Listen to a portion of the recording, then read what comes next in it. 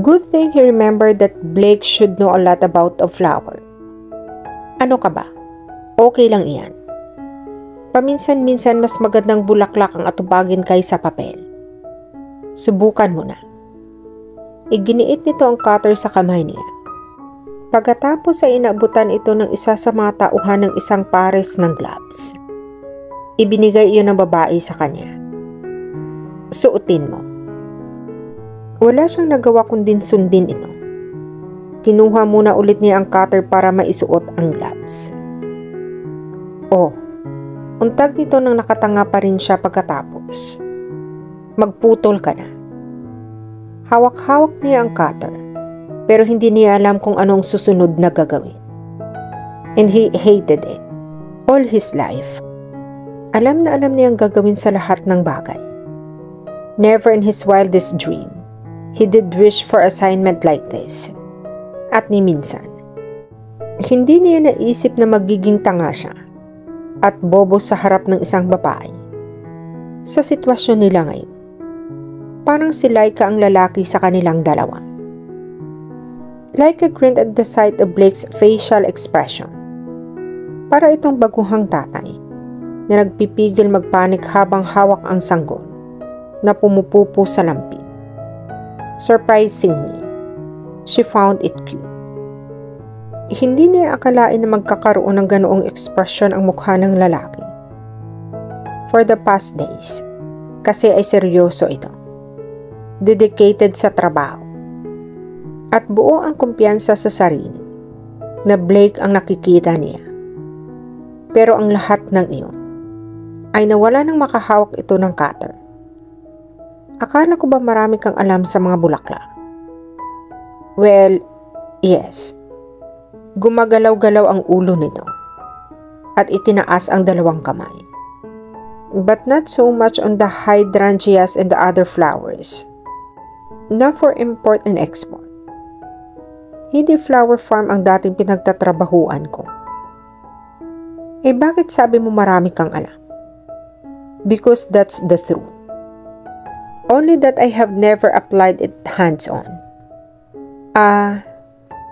Nag-aalas kang marahan siyang tumango-tango. Pinigil niya ang pagsilay ng ngiti. Pero sa bandang huli, ay hindi niya napigilan. Ayun naman pala. Sabi na sa iyo, pakul pa niya itong itinuro. Magtuturuan tayo ng alam natin. Ayaw mo lang umamin. Hindi ito sumagot.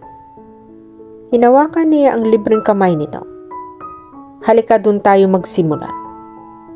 I-apply natin ang mga natutunan mo. Hinayaan siya ng lalaking hilain ito hanggang sa pinakagitna ng greenhouse, kung saan hindi pa napipitasan ng ibang hydrangea. Alam mo kung paano sila kinakat? Panunubok niya sa mga alam daw nito. Cut them, of course. Dagling sagot nito. Then his face went blank. Do you still need to learn that? Nanggigigil na ngumiti siya at pinasingkit ang mga mata. Magtatanong ba ako kung ganun lang kasimple? Siyempre hindi, di ba? Halika dito. Gamit ang magkasalikop na mga kamay nila, ay mas pinalapit niya pa ito sa kanya. Maingat na hinawakan ng libre niyang kamay ang isang tangkay ng isang hydrangea at bahagyang pinahiga iyon para mabistahan ng maigi ng lalaki ang tangkay nito.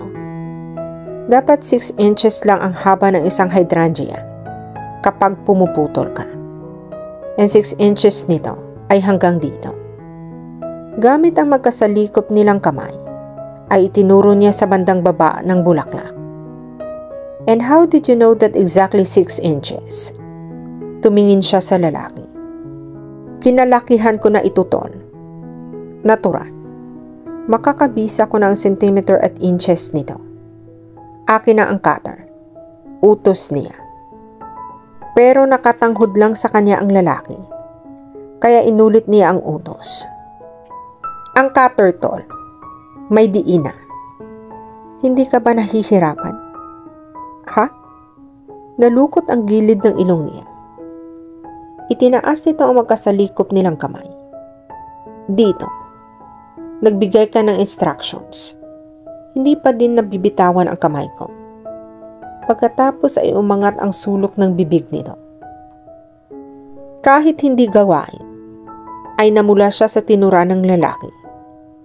Bakit nga ba hindi niya iyon napansin? Sagot.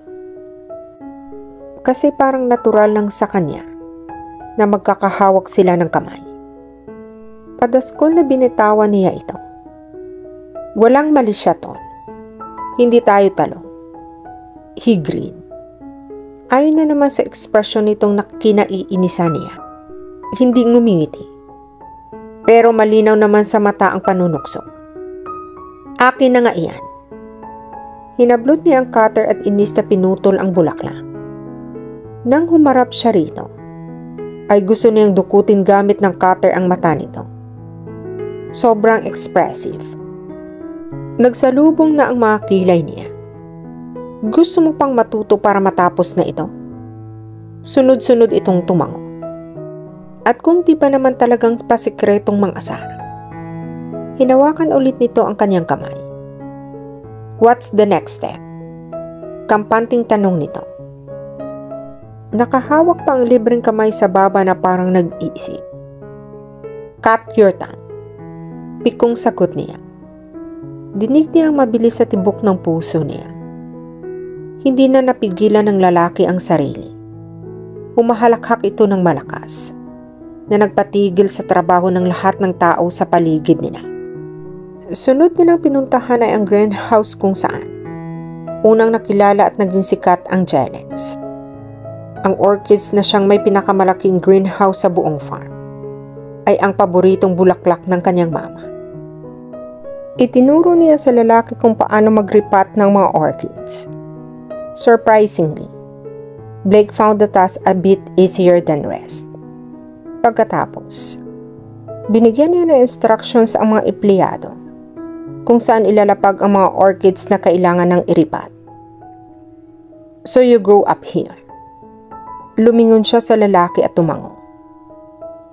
Nang masigurong maayos na ang tauhan, ay naglakad na siya. Sumunod ang binata. Really? Halata sa facial expression nito na kanina pa na-amaze sa mga kwento niya. Kaya siguro kung ano-ano na lang ang tinatanong nito tungkol sa pamilya niya at sa farm. Naikwento niya kung paano nagsimula ang negosyo at maging ang tungkol sa mga ate niya at kung gaano sila ka-close noon. Naman, nung sanggol pa ako, karay-karay na ako ng mama ko habang nagtatrabaho sa farm. Double purpose kung baga. Nagtatrabaho siya at binibilad ako sa araw.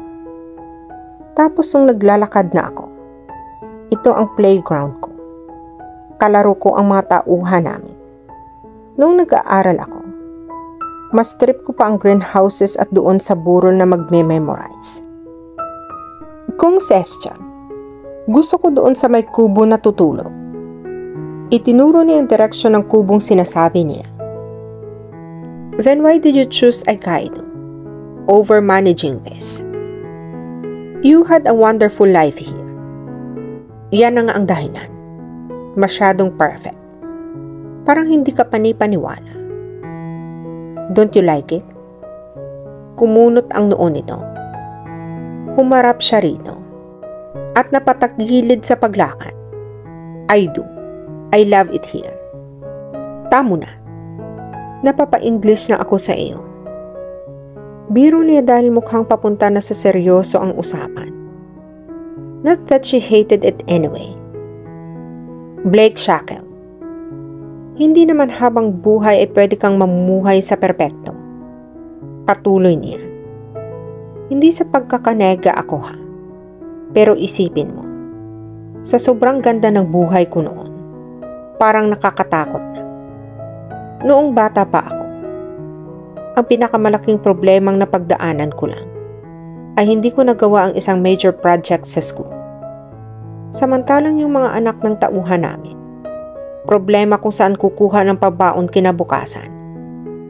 Kailangan pang tulungan ang mga magulang dito sa farm para lang makapera. Alam mo yun, hindi niya tiyak kung nakukuha nito ang sinasabi niya. Pero tumango ang binata. Iyon lang at tila nag-iisip. Sabihin na natin, nagising ako isang araw na gusto kong matutunan ang mga bagay na malayo sa nakagisnan kong buhay. That I want to live in a real world. Iyong buhay na alam kong pagtanda ko, may pagmamalaki ko sa mga apo ko. But this is your real world. Umayo si Laika sa paglakad.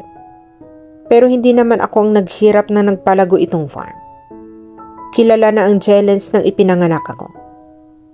Andiyan na din sina ate at ate Reyna na tumulong kay mama para siguraduhin lalaki pa ang farm.